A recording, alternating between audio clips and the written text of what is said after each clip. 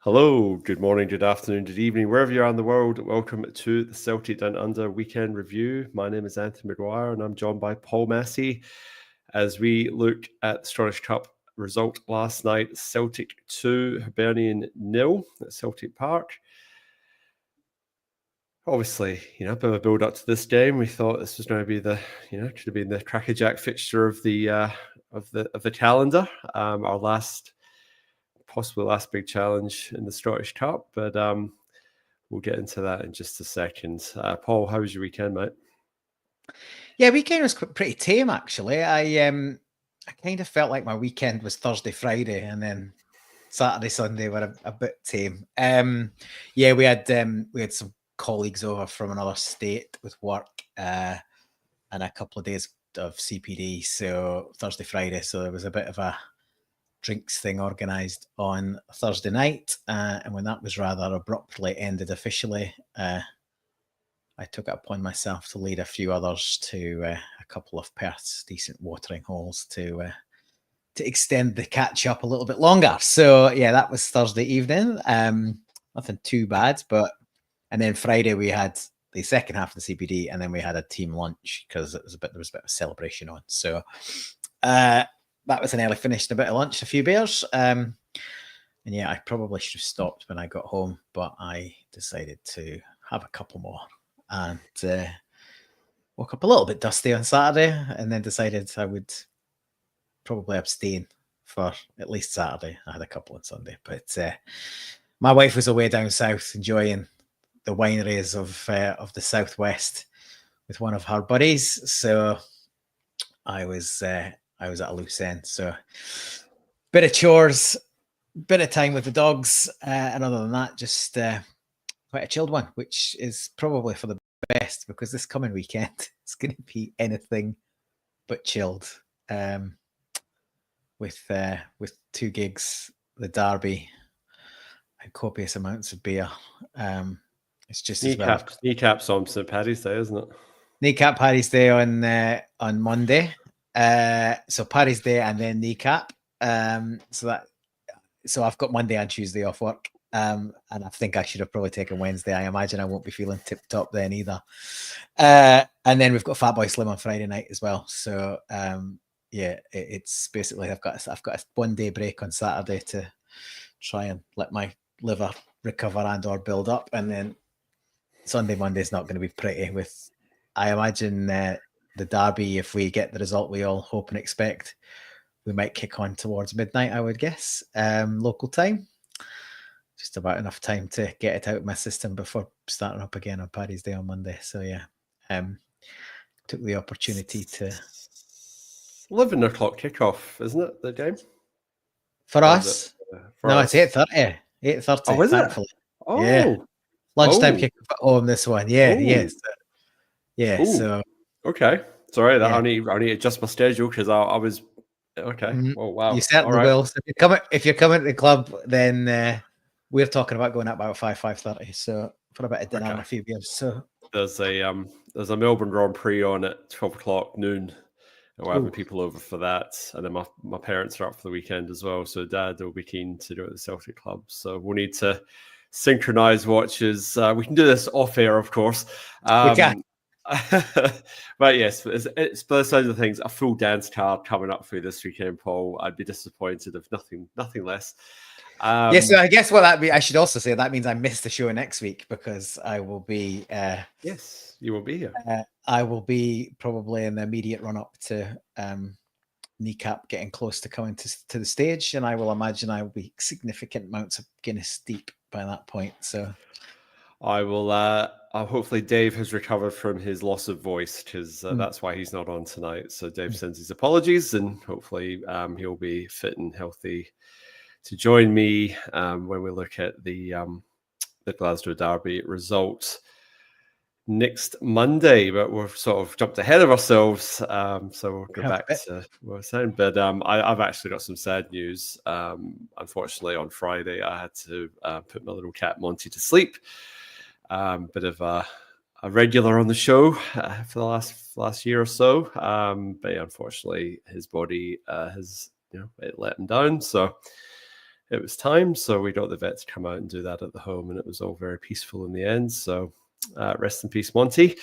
So it's just the house just feels a little bit quieter and a little bit emptier at the moment. But like I said, so it's just been a bit of a quiet weekend for us reflecting on that. But thankfully, Celtic got the business done on Sunday night, last night, because obviously staying up till 11 o'clock, you kind of don't want to be going to bed angry and upset at 1 a.m. When the game's over. So, let's get into it. So, Paul, one change leading into the game from the week before. So, Adamida dropping out. And that brought Jota back into the left wing position and Maeda back in the centre forward position. Kind of feel that's our strongest team with Schlupp at left back and Trusty and Carter Vickers partnership, AJ, and then your midfield three of Hatate, McGregor, and Engels. No real surprises there. I felt he would go that way myself. Did you sort of feel that as well, or was there anything? No, I agree with you. I think that is our best 11 currently, and it's the one I would expect to see pretty much start most games between now and at least until the league is officially done and dusted, and then for hopefully both remaining cup ties, barring any piece of sensational form from anyone or injuries, which we hope we don't have. But yeah, I think that is clearly the strongest team in that formation. And based on current form, Hibs likely to have been the form, like the form team, and potentially the hardest domestic hurdle that we'll see in the rest of the season. So it was, I guess, the main thing is with any cup tie, you're in the next round. And I guess it kind of like there was two kind of main school of thoughts. I felt school of thoughts kind of going into this. There was the more cautious Celtic fan was going, "Oh, it's going to be tough." They've beaten us recently, and nothing. They're on a tremendous run of form, and there's nothing. Can't take these games for granted. All those that. And it could be tight. And then there was other lot, which that's probably where I was leaning towards, is that anytime we've come up against a team where they've caused us a bit of an issue, the next time we play them, we pretty much give them a horse.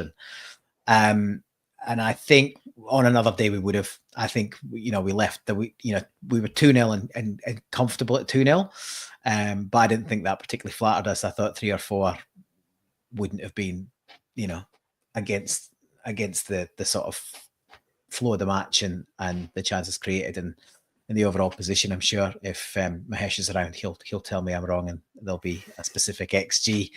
But I felt like any one of those chances that we had earlier in the game, we'd have put it to bed sooner.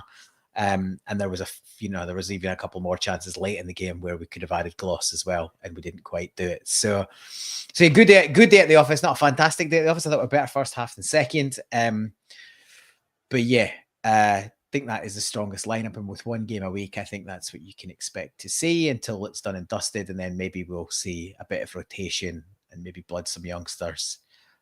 If, as we expect, the league will be put to bed potentially likely before the split. Yeah, I thought my key sort of point in the first 10 minutes was that we started quick, and I kind of felt that was, like you say, we were obviously they beat us last time out, so I expected a fast start, and we got one. And it only took 3 minutes to really create that first chance, and I thought Kuhn was bang up for right from the get-go, and he sort of, his mood music is sort of like, if he tries to take players on early doors, then he's on his game and he's up for it, and you can tell pretty quick smart that was the case, and he was getting forward every chance he got, and it was his cut in that set up Cal McGregor for a shot on about the 3rd minute mark, and it was a great save by Jordan Smith, who had just signed a new deal with Hibs to 2028, I think. But yeah, it was so that sort of set the tone, and I just thought, well, if we get an early goal here, it could easily be 4 or 5, because we're in the mood to blow a team away. I think a combination of Jordan Smith's keeping, like he pulled some really good saves. There's one a bit later on with Hatate, where first glance you thought Hatate hit it top corner, but then when you actually saw the angle, it was actually dipping back towards the keeper. But still a good save, and it was still a great shot. And it was like from like 30 yards out. So between that and then there was some last ditch defending from Hibs. Like I thought defensively they were good.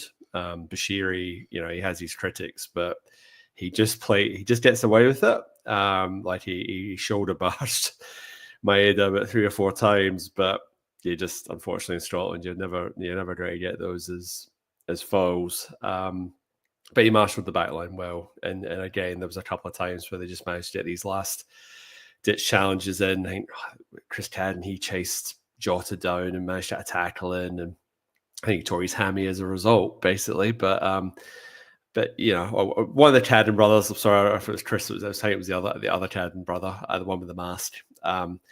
Nicky. Yeah, Nicky, yeah. So I thought defensively they were sound, but yeah, they didn't offer much sort of going forward. And I think we were a bit more wise to the counter attack and sort of snuffed them out. Bit of them not playing particularly well going forward and not taking the chances, not taking the chances, but not sort of finding that pass that would sort of put Boyle in or one of the other sort of forward players. But for us, combination of a quick start, and I thought the other thing was our press was in the first half in particular was exceptional. Like they really did not give them a chance to settle on the ball, and I felt there was a good period of 20-25 minutes there where they couldn't get out there in the last third. Basically, the only thing they could do was hump up the park, and then it just came straight back at them. So fair credit to the defensively, like soldiering on and hanging in there. But yeah, we sort of we're putting the sort of chokehold on them, and you're sort of thinking it's only a matter of time. But obviously, it took a little bit of time for that to happen. I'll just bring up the comments, Paul, before I jump back to you, mate. So just got John Clements here just saying, "God bless you, Monty." Thank you very much, John. Appreciate that. And then he just made a bit of a comment about the game, but just sort of saying here, totally dominated. Disappointed Hibs never really had a go. Yeah, I think the manager David Gray sort of said that post match. He said that he felt a bit let down, disappointed by not maybe being able to sort of string a couple of passes together. But I feel that was a lot to do with our pressure and just really not giving them a chance to sort of breathe and really sort of get it. And we'll touch on their one major chance in the first half because a little bit controversial. That would have been a very interesting one had they actually scored it, whether VAR would have got involved in that one. But and then Jerry Burns is saying, "All right, lads, treble, here we come." Yes, it's looking good. Obviously, one more game tonight between Livingston and St Johnstone, and then the draw is after that. So we could get either one of those two or Hearts or Aberdeen, who had comfortable wins, 3-1 Hearts and 4-1 Aberdeen. So decent solid results from them.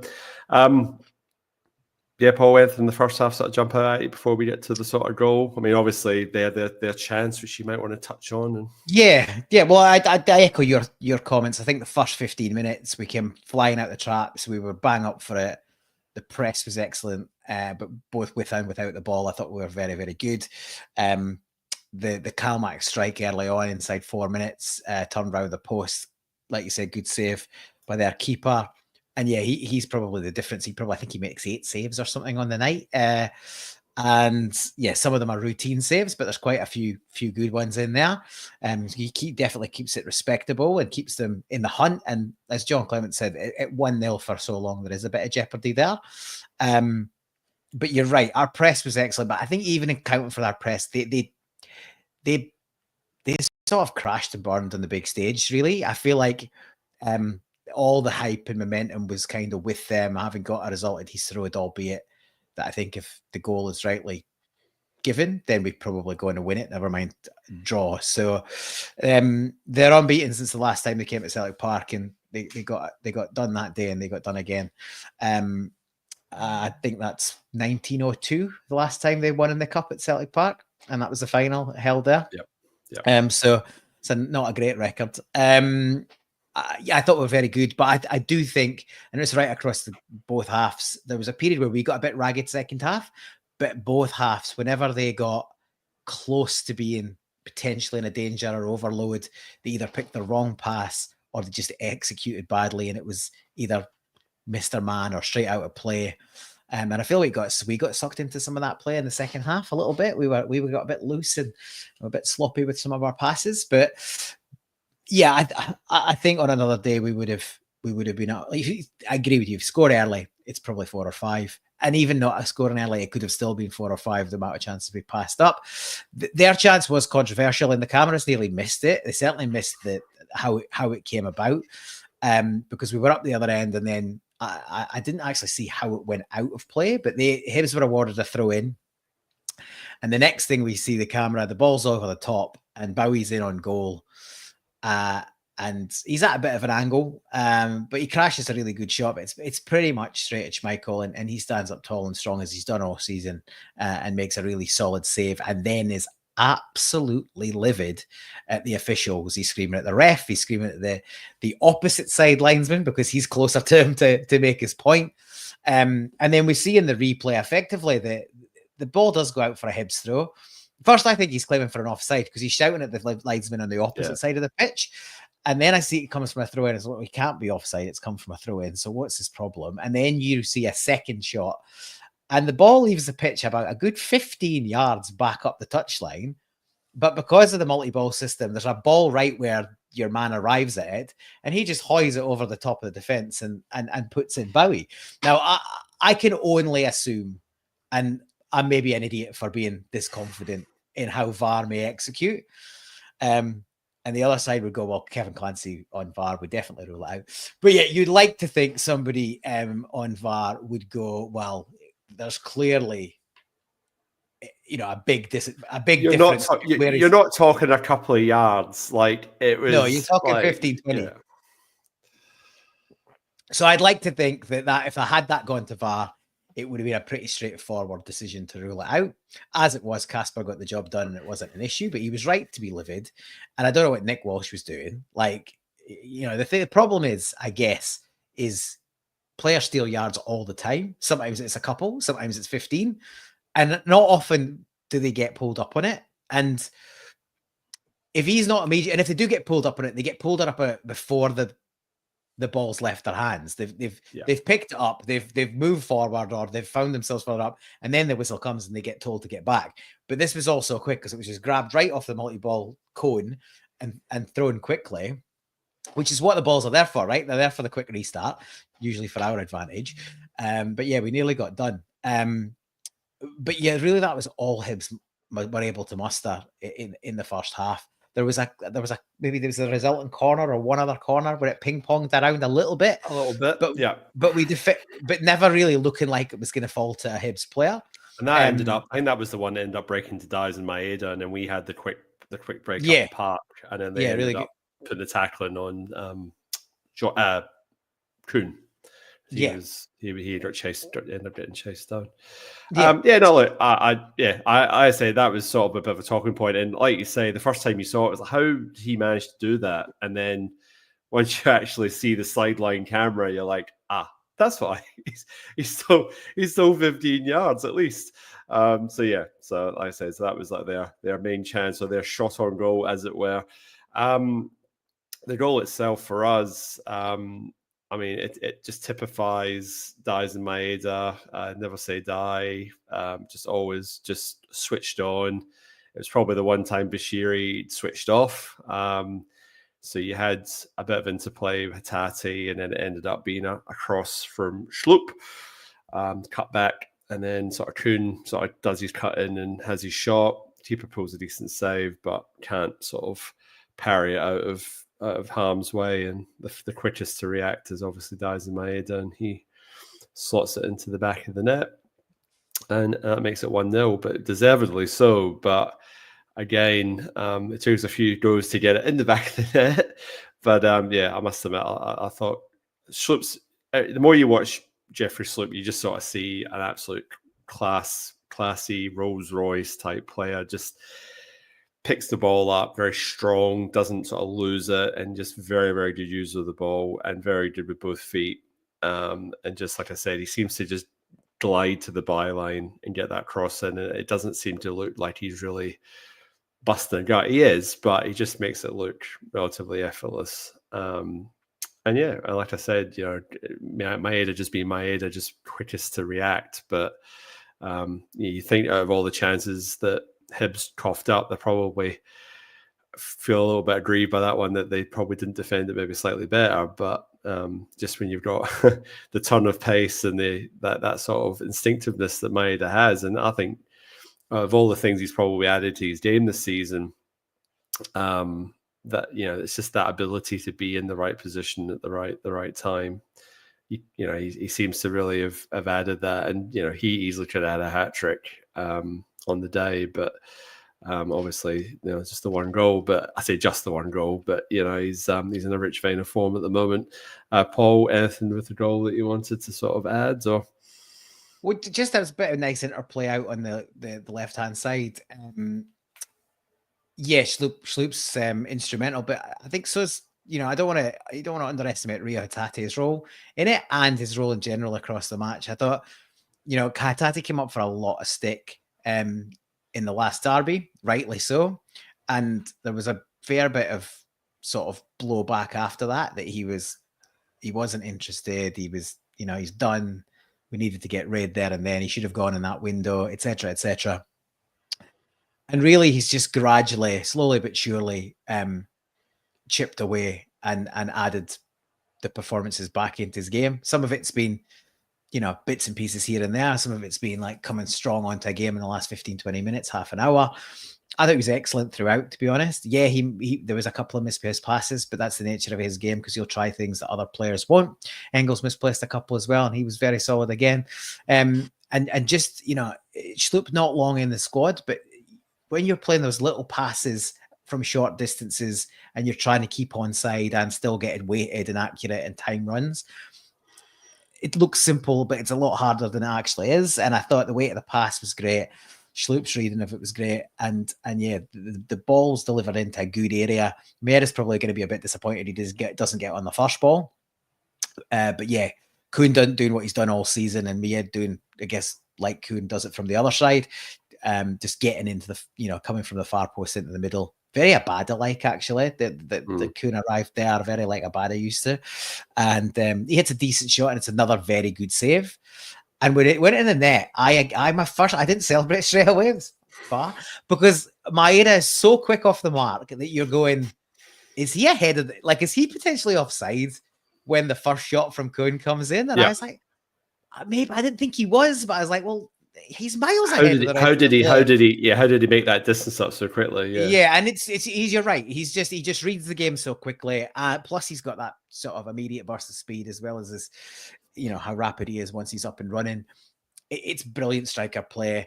And you're right. He's just added a killer instinct this season that probably been his one Achilles heel, or kind of his major criticism in previous seasons, is a bit of that, whip my like I've missed another one. And he did have one in the second half, which is a bit like that, a bit reminiscent of past days, and I still don't know how it stayed out. But given the rich vein of form he's in, we'll allow him that one. But you said he could have had a hat trick. He could have potentially had 4.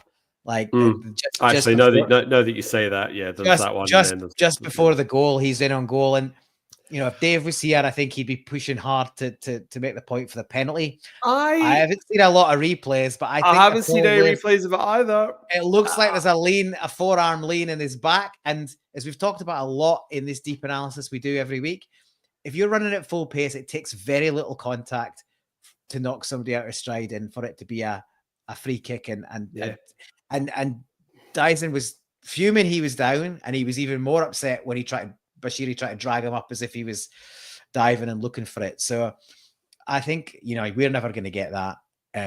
But I think I must admit they didn't dwell on it. Like, there was at no point did they show a replay. It was just like play on sort of thing. It's like, well, wouldn't mind just seeing that just one more time, just to see. Just you wonder if there was another angle other than the one from behind, because I think if there was potentially an angle from the side, you might have seen how much or otherwise contact there was. But yeah, you're running at full pelt. There's there doesn't take a lot of contact to knock somebody out of the stride and to tip someone over. And I think this is another thing that annoys me, is that if you get a strike away in the act of being fouled, you nearly never get it, because you managed to execute what you were trying to execute, even though knocking you out of your stride probably means that you don't hit the ball as well as you otherwise could have. So yeah, it was brushed over pretty quickly, but thankfully it didn't. It was probably within a minute or so. It was a minute or two that we'd scored, so we didn't dwell on it, and yeah, we got the result that we needed a few minutes later. And yeah, you go in at 1-0, pretty happy, dominated the game. Only disappointment is you probably should have been further ahead. But yeah, accomplished performance, and at that point, it looked like we would add a second, third, fourth, and see the game out comfortably. John Clem's just saying here that he turned around to speak to his pal and couldn't figure out how the Hibs player was clean on through on goal. So there you go. So even lads at the ground couldn't quite figure that one out at the time. And then a few people just sort of saying here that, Schlipp's a bit of a massive upgrade. His booking was a joke. I'm trying to remember that now. It was very soft. But yeah, actually, I do remember that he sort of slid in. But what's he supposed to do? Because it was just his momentum carrying him through. And yeah, I thought that was, it was Nick Walsh trying to even the ledger because he'd booked a couple of Hibs players, I think. So it was just a way of trying to make it look like he was trying to balance it out a little bit. And then Pete McGee, he's saying that he predicted 2-0. And then Maesh saying 3-1, so therefore it should have been 2-0. Okay, Maesh, I like how you just hedge your bets there. That's good. A 2-goal differential was probably what you were going for. So fair play. So that was I said I'd take 3-1 last week. So 2-0 is just as good, clean sheet. Happy with that. But you're right, Paul. I mean, we're going at the half. We're at 1-0. Matati's just had that shot that's obviously been sort of tipped over the bar or saved from Jordan Smith. You're sort of thinking, well, you ran Hibs ragged for that first half because they've literally had none of the ball. I think the overall possession is like 77% to Celtic, but I didn't actually look to see the first half if it was actually a lot higher than that, because I kind of felt that they just never really got any sort of. Well, interestingly, first half it said it's less at 67. There you go. But I just thought that they just didn't really get much of a sniff. But second half, you're sort of saying that we're probably better in the first half. Probably a little game stretched itself a little bit. Hibs trying to obviously get back into the game, which is understandable. Game opened up a bit, becomes a bit more stretched. They pressed us a lot higher, and that was a clear tactic, from David Gray early. They, pretty much straight off the bat, they came out and tried to press the back line. But I feel like they didn't fully commit to the high press. They wanted to hold a relatively deep line but also press our back four. So there's a big, massive gap between there where, a couple of accomplished passes and it's in the midfield and suddenly it's open. So yeah, they didn't really fully commit. And maybe that's instruction from Gray. Maybe that's just how it was executed on the day. But I could see how he would be disappointed with the fact that they never fully committed to an aggressive high press.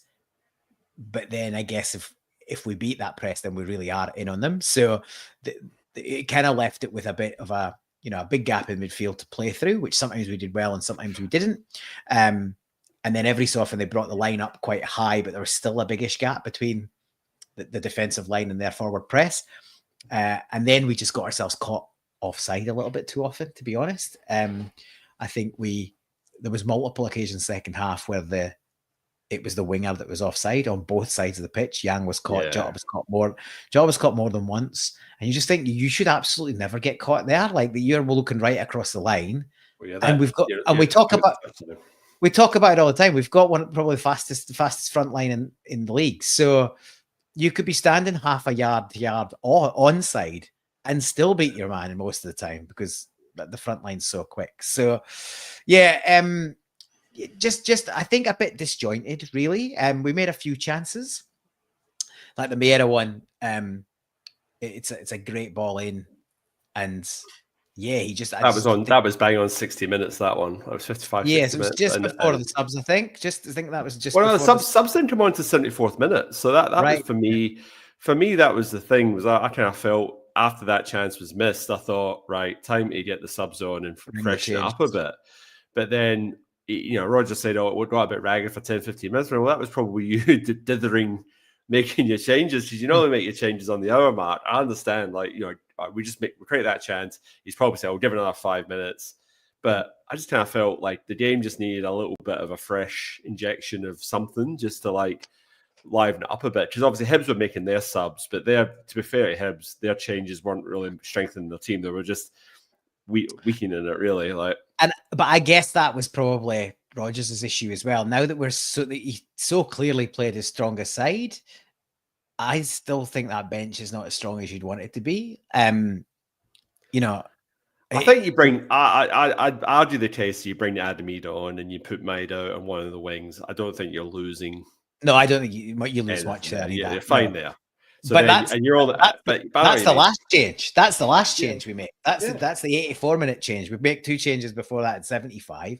Another thing you'll notice is we used to be empty in the bench, all 5 coming on, and with Europe and then these games were like, I guess, teams that are a tougher opponent, we're not empty in the bench because we don't really have the depth that we feel or Rodgers feels confident putting the like for like subs on.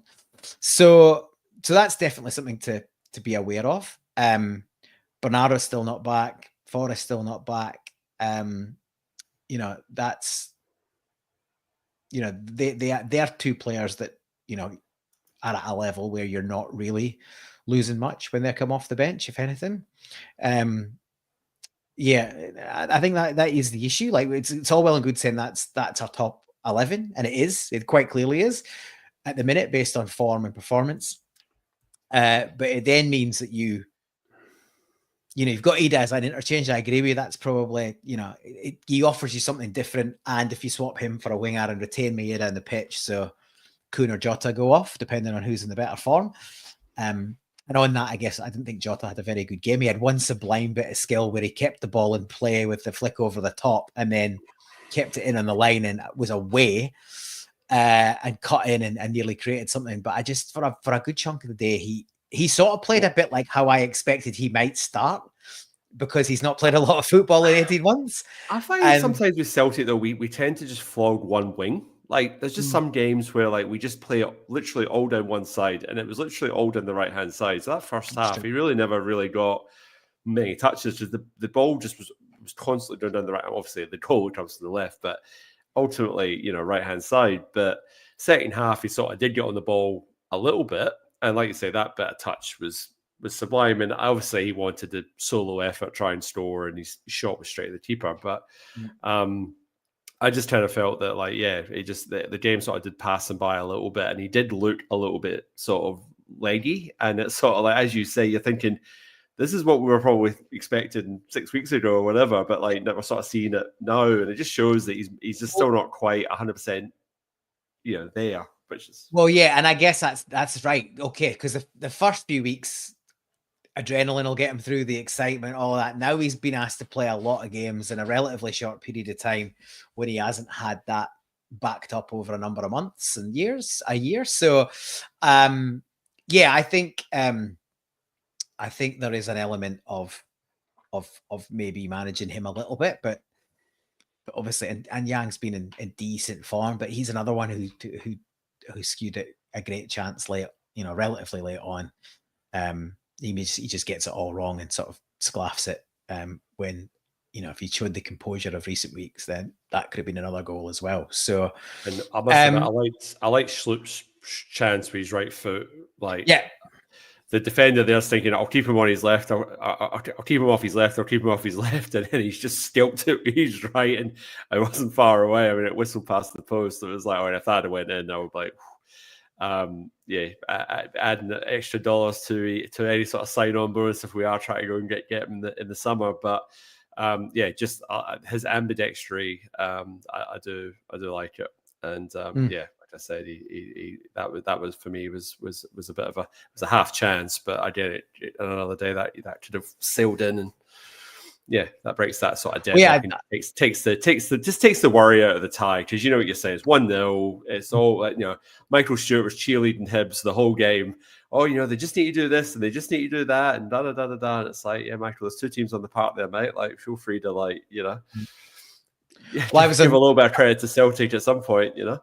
I was on Celtic TV where I enjoyed Killian Sheridan's pronunciation of Jota the whole game, which is an interesting choice. But yeah, I just think we never really we just weren't clinical enough second half. Like I say, there was a couple of times, and it was interesting because Tati will usually play the killer ball over the top, and he did it 2 or 3 times. He played great balls through, from inside to out or outside to in, and put people through. And there was a couple of times second half where he looked up and he saw the run, and I just wondered if that was he's been coached by Rodgers to maybe just settle down a little bit on some of those and not just almost kind of tweak his natural game. Because there was one run second half where Maeda was on his bike and he looked up and you just thought he was going to ping one, and he just, like you say, he hesitated, paused, and he rolled it back. And I just wonder if maybe Rodgers had said to them at halftime or at some point got a message on second half to say, yeah, we want to go and try and see the game out, but also game management's going to be important. And a big part of that is obviously possession retention and the like. But yeah, I thought some of the passes that Tati did play were fantastic. And yeah, I just thought our final ball and our finishing wasn't quite where it probably should have been. Until obviously late on when we eventually sort of had the gloss. Ambipedal, not ambidextrous. Thank you for the correction there, Pete McGee. That was keeping me honest. That's all right. Very good. My old man's saying Jota playing catch up. Won't see the best of him until next season. Yes, I think he will benefit from a proper preseason, but I have to say you're not too disappointed with what he's given us so far. And that'll be the big call for Rodgers as to whether he starts or whether we keep him on the bench and bring back Big Adam into the centre forward position and have Maeda terrorising Tavernier on the left wing when we play Rangers on Sunday. Paul, we may as well talk about the goal. The thing that I didn't actually notice watching it from the normal angle, I got the Celtic TV reverse angle, which sometimes just shows you something that you don't necessarily see, but the actual goal comes from a bomb up the park from Kasper Schmeichel. So Ida actually challenges for the ball in the air, doesn't get it, but the defender doesn't get it either, and then it sort of breaks to one of their defenders and ends up breaking back to us. So he sort of starts the move off, I suppose, because he's actually the one that sort of is able to sort of half win the sort of 50 second ball sort of thing. Bidge did finish. And probably the one thing we were lacking that whole game was just somebody just to put the ball in the back of the net, and he steps up, and it's a great bit of work from Luke McCowan. And I know you'll probably want to touch on Luke McCowan's performance when he came off the bench, but there was a couple of runs that he made that were just late in the game when Hibs are absolutely blown out their arse, and he's just sort of like glancing by them and just going, well, that extra energy is just very handy late in the game. And obviously it was the 94th minute before we put the game out of sight, but sometimes that's you just sort of keep going, and that's what we did. But yeah, like I said, it was a solid finish. I'm good for Adam Media to get a goal. I think that's like 4 games or 5 games without scoring. So good for me to get back on the score sheet. And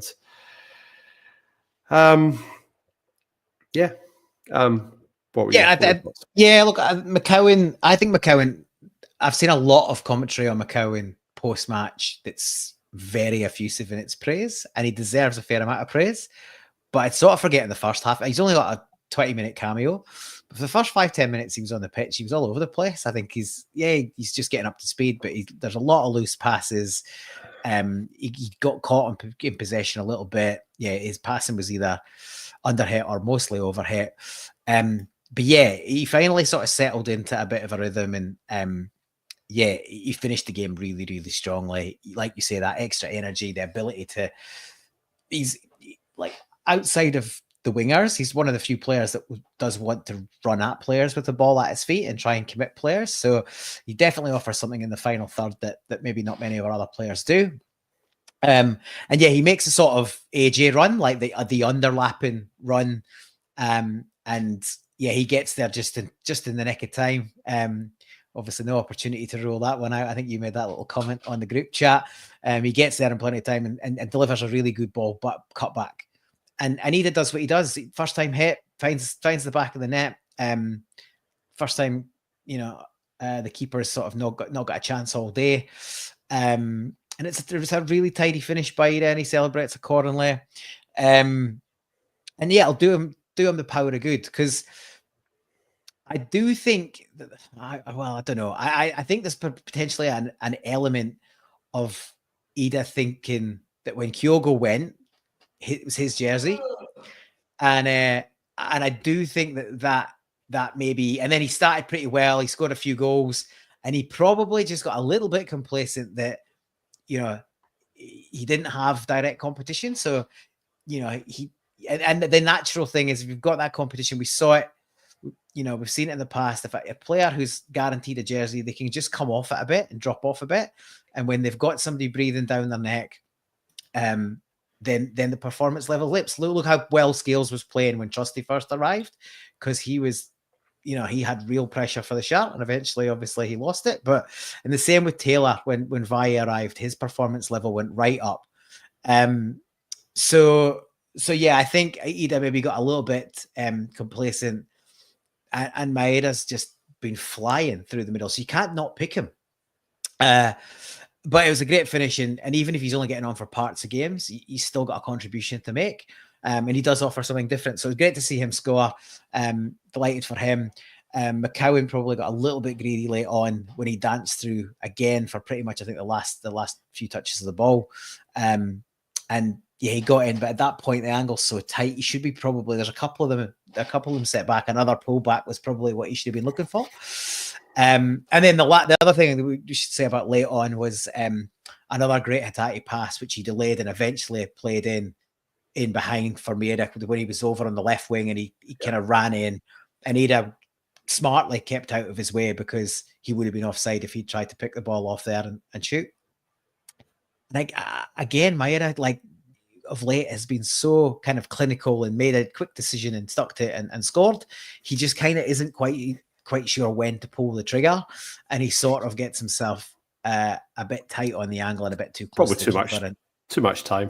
I mean, he's a little bit more instinctive, and then it'd be probably in the back of the net. So and that I guess is a kind of reasonably fair description. But if you think about the one, I'm trying to think who it was against, where he was running in on goal, and he had the time to make a decision, and he just the perfect last rest dink.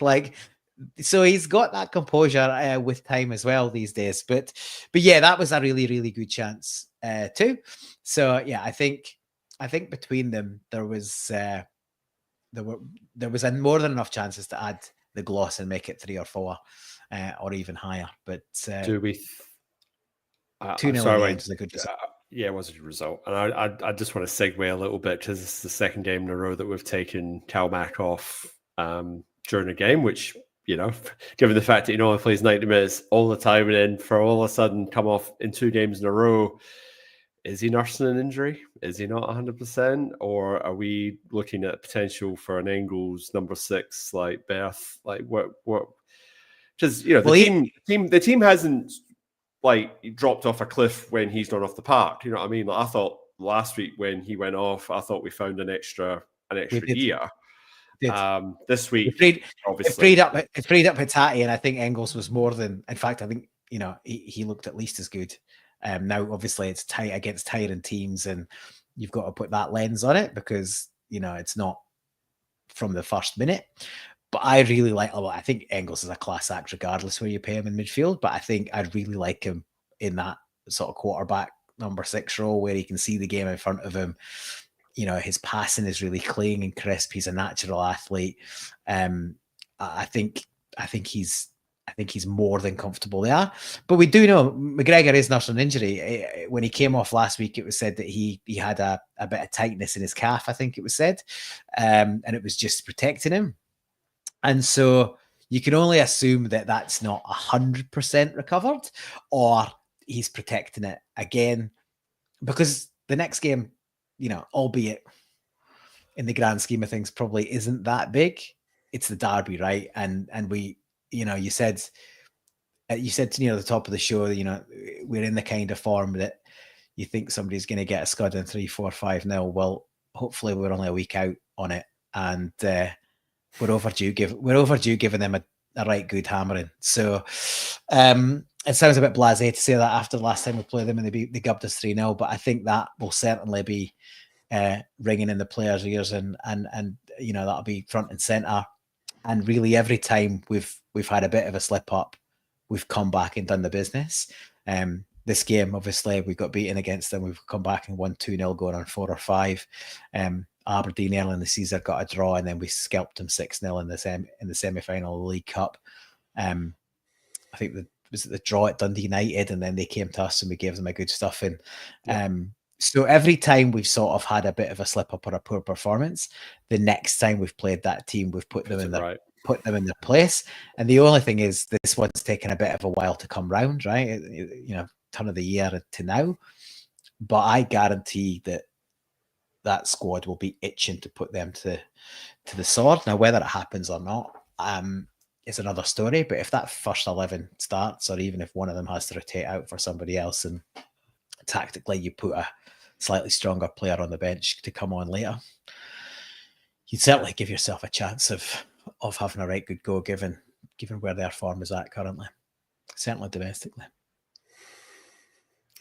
But I agree. But I guess going back to the original point, I really like Engels there, but clearly there is an injury or a bit of protection on Cal, and given the importance of the game, it's not a bad idea to put Engels in that position for 20 minutes and just get him comfortable. So if Cal Mack does pull up lame and can't play next week, then at least Engels can probably do the job. You know what I mean? Like, it's all well and good playing Cal Mack for 90 minutes, but if something happens to him, and he's obvious replacement in Bernardo is currently injured as well. So it's important that we've got that versatility in our midfield to be able to sort of get around that if we have to address that. Hopefully not, but let's just have that sort of flexibility. Paul, anything else that you want to touch on from the game? Obviously, we'll do the man of the match in a second, but anything else that you wanted to touch on? Just no, not really. Like, I think they were a bit industrial first half with a few yellow cards, and I thought they could have probably had a few more. I thought there was some soft fouls as usual. They were just dropping and falling over. There was one joke of a one early in the second half where what's he called? The fullback, Lewis Miller, Aussie. Lewis Miller. He's in the center of the box defending a corner, and there's a tiny little pull in his shirt from behind him, and he collapses forward. I was like, well, if you get a pull from behind, the natural place to go isn't forwards. And he just collapses a heap and gets the free kick. And I think there was a bit of that going round. Meanwhile, as you noted earlier, Bashiri's basically forearm smashing people all over the place, and that's just a natural coming together, or he's held his line. Now, I think he did that a couple of times, but I think one of the early ones on Maeda, I didn't think he did hold his line. I thought he made a beeline for Maeda and basically chopped off his run, and his arm was a bit high. So I'm not going to overly critical. I think Nick Walsh is one of the better referees, but as I said before, the bar isn't high. But yeah, just a few little frustrating bits and bobs across the game, but generally more than good enough to deal with that on the day. And yeah, like I say, the most important thing is to be in the next rounds and in the hat. and we're more uncomfortable there. I'm not going to be as blasé as some people say, well, the cup's as good as one because the hardest team to play is already done and dusted. You know that whether you get Aberdeen or Hearts in the semi or the final, if indeed you do have to play either or both of those teams, you know they'll put up a fight for at least that half an hour, 60 minutes.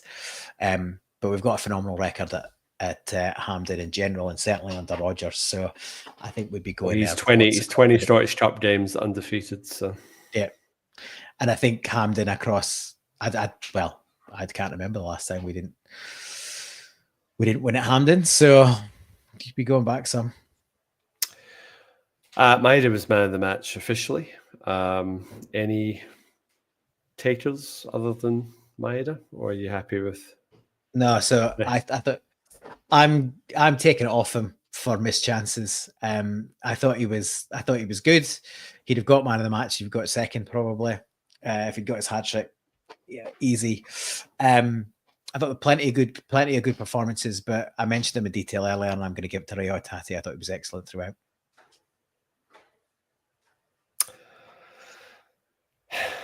I'll stick with Maeda. Split decision. I thought Tati, yes, at times he was back to his best, and then I still thought there was a couple of times I was a bit a little bit frustrated, but that's just me maybe being a little bit of a perfectionist. I thought first half his work off the ball, his work on the ball is kind of obvious, but I think first half particularly, and even parts of second half, his defensive work, his tracking back, and his press were excellent. Hopefully he's back onto a game for next week. That's what we're after. Because if he performs against the Huns, then that can be the gloss between a 1-0 and a 3 or 4-0 if he's on form with his passing. So if he can find Maeda and get in behind him, then he's another one who he's another, like the whole team will be wanting to put in a performance, but he was particularly poor at Ibrox, so I would imagine that he'll be absolutely bang up for this one, and I'd expect to see a good performance from him. He's just been taken along nicely, and I think that's his best performance in the last few weeks. Alrighty. Recommendation time, Paul. We might be done within the hour tonight. You never know. We'll see how we go. I've actually got a few up my sleeve this week, so we'll see how it goes. It's rare, but we might be within the hour. I've got an album review or album recommendation. Saw this artist last week here in Perth. Tuesday night, Kings Park, Under the Stars. Amazing venue for live music. We're very blessed to have that park and botanical gardens to be available in the summer as a music venue. PJ Harvey was here last week. She's still got a few dates around the country. I think the odd one is maybe not quite sold out. So if you're in Australia and you're a PJ Harvey fan, highly recommend her live show. The first half of that live show is basically her most recent album, which is the 2023 album I Inside the Old Year Dying.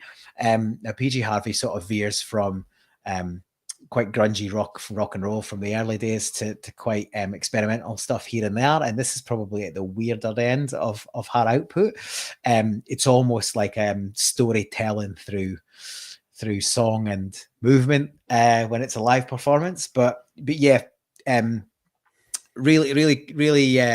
really good piece of music and some excellent songs on there. So PJ Harvey, I Inside the Old Year Dying from 2023 is my album recommendation of the week. And if you are in Australia, check out the dates. She's maybe got 1 or 2 dates left to go before she finishes the tour. There might be the odd ticket available. So check it out. PJ Harvey tour in Australia now. Fantastic. As predicted, Drive to Survive season 7. We watched it within 24 hours, all 10 episodes. We're grieving and mourning, so that was a way of getting through Friday. So we watched that. A couple of other things I watched. Managed to catch Captain America: Brave New World. So that was the most recent Marvel movie. Bit of an issue with it. Harrison Ford plays the president. And if you've seen a trailer, you know he turns into the Red Hulk. But basically the plot is something's happening to the president. He's been fed this medication, and it's all that a bit of a conspiracy to try and figure out why. Well, it's like, you know what's going to happen because it's in every trailer. So the suspense is not there because at the end of it, he does out the Hulk. So yes, I had a bit of an issue with that, but it's fine. The action's good. It's the acting's fine. It's just Harrison. I would watch Harrison Ford read the phone book, but I just it's just one of those things where it's like that the plot doesn't really work when you spoil it in the trailer. But anyway, that was me. And the other thing I caught, it was the first episode. It's actually a YouTube series. It's called Cards on the Table with Stanley Tucci. So Stanley Tucci has 3 guests around a table, and they just ask each other questions of cards and have a dinner. So it was the first one was Carlos Sainz, the Spanish Formula One driver, Mel C, obviously the Spice Girls, Sporty Spice, and Tan France from Queer Eye. So it was actually it only was for 20 minutes, but yeah, worth a watch. So it'll be interesting to see who other guests he gets on. But it's only the first episode. So, but yeah, it was just, I thought it was just quite, I said, interesting little sort of thing just to, while you're cooking your dinner or whatever, you can put that one on your phone or whatever. But yeah, it's a couple of different things for you. And I think the other thing was Full Swing season 3. So it's like the Netflix golf documentary series that's just been released as well. So I watched the first episode of that as well. So how's your quiet weekend? Chances to watch the television. Alrighty. I was just going to say on. So I've seen a reel of that Stanley Tucci thing. So I was intrigued to check that out. So I will try and get a hold of that. The only other thing, Harrison Ford, busier than ever. The guys must be knocking on the door at 80, and he's obviously in that. There was something else he's in recently, or just about to be launched, and then there's something else new he's coming out in. He's in 1923. He's in 1923. And the second season that's just launched. I'm halfway through 1883. I've not got to 1923 yet, so I've still got 1884 and 1884. Yeah, okay. There's a long way to go before I get to 1923. And then he's in. Have you noticed he's in the Glenmorangie adverts? Kilted Up. Have you seen those? Oh yes. No, I'd seen stills of that. I haven't actually seen the ads. So. The adverts quite good actually. Far as telly goes, I'm on season 3 Reacher. It's a bit pulpy and kind of the exposition's a bit much, but it sort of works. I quite like it. And then we've just started season 3 of The White Lotus. I hadn't seen any of the rest of them, so I've sort of binged season 1 and 2 over the last couple of weeks, which have been pretty good. And yeah, season 3 looks like it'll be all right. And it's set in Thailand, which one of my favorite countries to visit. So I think that'll add extra interest. Puts you in the mood for another holiday. I did say to my wife, it's 5 years since we've been to Thailand, and she's like, well, we're not going back. This might put you off after some of the characters in that show, because they're not many likable ones. There's wee security guard. I feel for him, like he's ready to dudded in a massive way, but otherwise, anyway, all good. Are we going to the Celtic Club this weekend? Yes, Dad. If you want to come to the Celtic Club, you can, but you might need to buy a membership. Half-season memberships available, I believe. Yeah, they are available. Yes, they are available. So I dare say I'll be logging in tomorrow to sort that out. But anyway, all good. I will see you there, Paul. I'm looking forward to it. Obviously, a big day, so I'm going to be just slithered before the time I get there, but that's okay. What was there to say? Predictions? I know these things are very dangerous. Fraught with danger. I don't mind being wrong. As I say this every time for the last 2 or 3 games, is they're due a scudding. I think it could be a bit similar to yesterday, 2-0. 2-0 going on 3 or 4, but they'll probably just about hold it together. So I'm going to go 2-0 Celtic. 4-0. Why don't I batter them?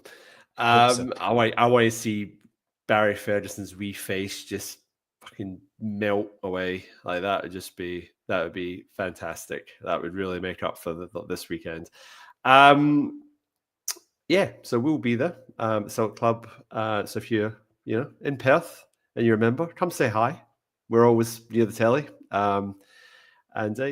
Otherwise we will see you next week. Oh, that was the line, Paul. And that cards of thing that I was talking about, that made me think, who would be your, I don't want an answer right now, this is maybe for something for next week, but who would be your 3 guests of a Celtic persuasion if you were to host a dinner party? So obviously you're not on next week, so you have a couple of weeks to think about 2 it. weeks But to think about it. we'll come back. That could be a little thing we'll come back to in a couple of weeks' time. But thank you very much for joining us. Like us on the socials, like the episode, helps other like-minded Celts find us.